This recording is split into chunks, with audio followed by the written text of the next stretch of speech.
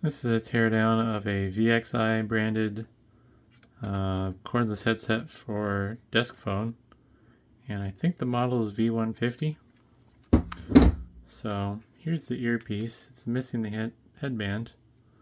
The battery cover just kind of pulls off. Grab by the side, kind of pinch it, and then lift up, and it'll hinge away. This teeny tiny little lithium-ion battery. Probably, oh no, it's actually lithium polymer. 240 milliamp hours at 3.7 volts. Looks like the headset itself is snapped together somehow. I should put on safety glasses. We'll figure it out one way or another. Where did it crack? There we go. Kind of. Oh. Almost feels like there's a hidden screw.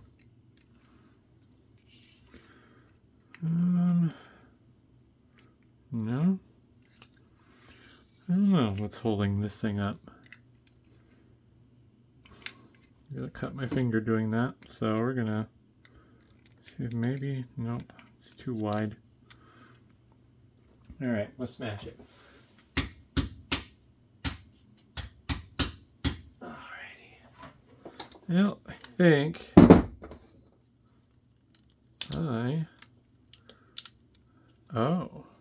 I bet you there's a screw under here, the top side.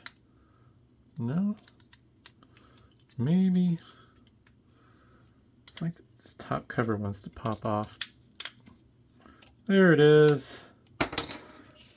Pesky hidden screws. Let's try this number 1 Phillips.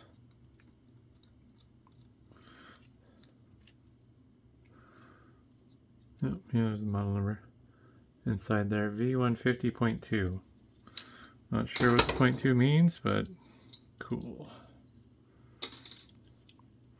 Wow, that is quite the antenna wire. Oh. No, it's for the speaker, alright. I broke the other one off.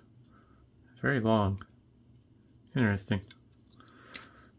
I'm kind of surprised they didn't put some spring contacts on the back and then have it just touch a gold pad on the board. But maybe this is pretty old. Nothing on that side of the board other than some buttons. On the other side we have a metal can that is unfortunately soldered down, so I don't really feel like putting in the effort to see what's under it, unfortunately. We'll see if maybe I can cut it off with the side cutters. Yeah, I don't know if there's going to be an easy way to do that. I think I'm trying to find the worst way to do it. Ah. Man, it's too much effort.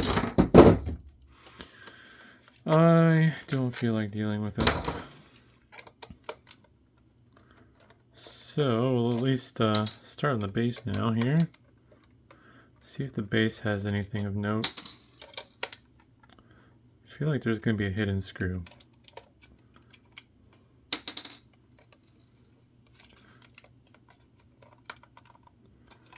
It's holding on to something somewhere. It's probably under this foot. Nope. Not going to be under this foot, but we'll check anyways. And I don't think that label, no.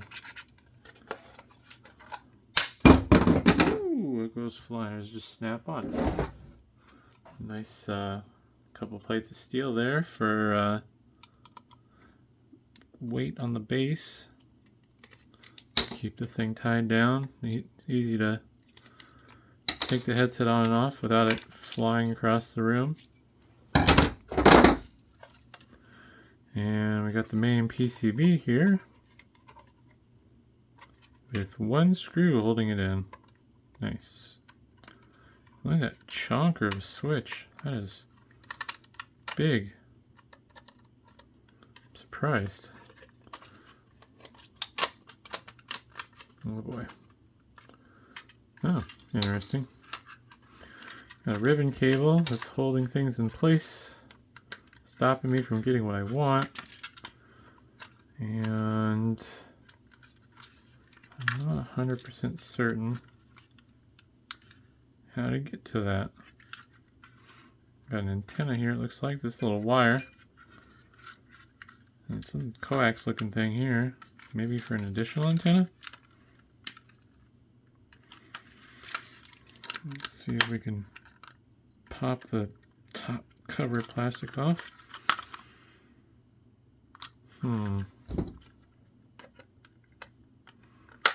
There we go. Maybe. Oh, come on. Oh, I see. There's some more tabs that are holding me up.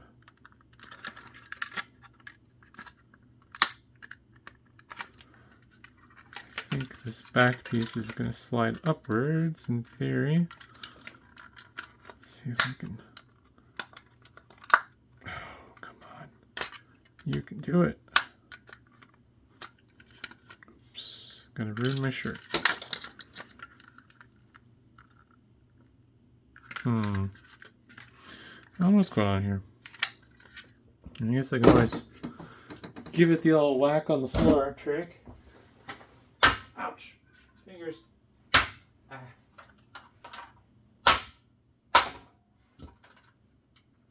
I think I made things worse. I got the top portion loose, and I think I pushed the bottom portion in the process. So we'll see about getting that back out.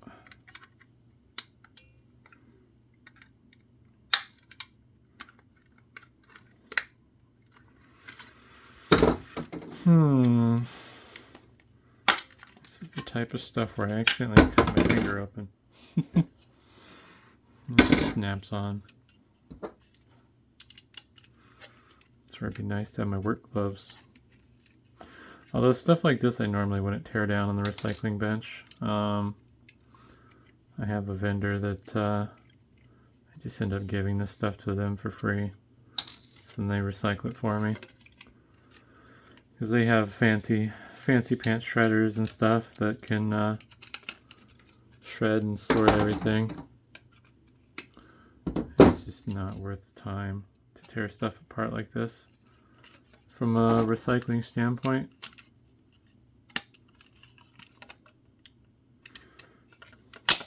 Even like PCs, like the big players in the game, I don't think they tear down the PCs anymore. They just shred them. And then you can use magnets and eddy currents and whatever other stuff to separate the materials. It's pretty cool. I mean, that's how it should be done anyways, in my opinion. It's just, unless you're trying to save stuff out of the things, it's just not feasible to manually tear everything down. Weird. Huh. Another antenna. Who knows what that one does versus this one, but got a little LED board with a button for the front, which I think, there we go, pairing button apparently. Side buttons for programming. And since this apparently plugs directly into the phone line? Okay, yeah, it plugs directly into the phone line. It does have some protection circuitry fused there, and I'm sure this cap probably helps filter out some of the power coming through the wall, and some transformers. I think this does require wall power, doesn't it? Oh, yeah, but it uses some annoying proprietary RJ11 style power connections, so good luck there. Might have some, nope, I was gonna say might have some bog standard transistors, but nope. I got some various circuitry here. And then here's the brains. DSP group. I'll have to read that with my own eyes rather than through the phone. DCX81AC08FAE1FNC. Don't know. It's the brains. That's all I need to know. But, yeah, I don't know. Made quite the mess, but hopefully that was interesting, and thanks for watching.